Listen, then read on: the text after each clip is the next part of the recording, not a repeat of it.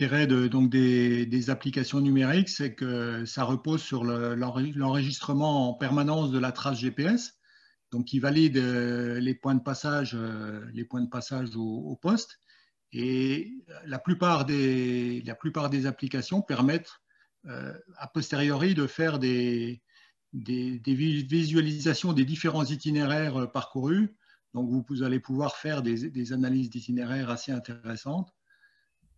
Grâce au replay prévu dans certaines applications et où en lien avec ces applications, il y a des basculements qui se font directement vers d'autres applications pour faire ces replays.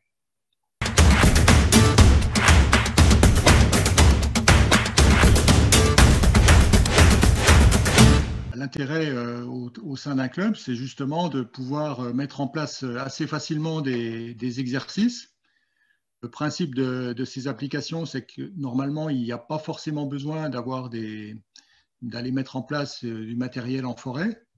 Bon, pour des circuits en forêt, il est quand même préconisé d'utiliser de la rubalise. Ça peut être bien pour positionner le poste et puis que les personnes fassent l'effort d'aller au poste, toucher, voir la rubalise. Maintenant, en termes d'exercice en ville, ça permet de mettre en place des entraînements sans avoir besoin de mettre en place quoi que ce soit. Et ça fonctionne très bien avec les applications. La précision est nettement suffisante pour faire des exercices grandeur nature. Hein. C'est vraiment parfait. Hein.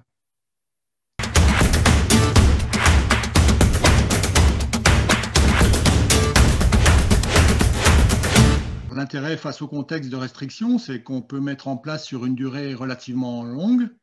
On peut mettre en place un exercice qui va pouvoir durer une semaine. Par exemple, un exercice de sprint en ville ou de course urbaine peut être mis en place sans problème et rester longtemps.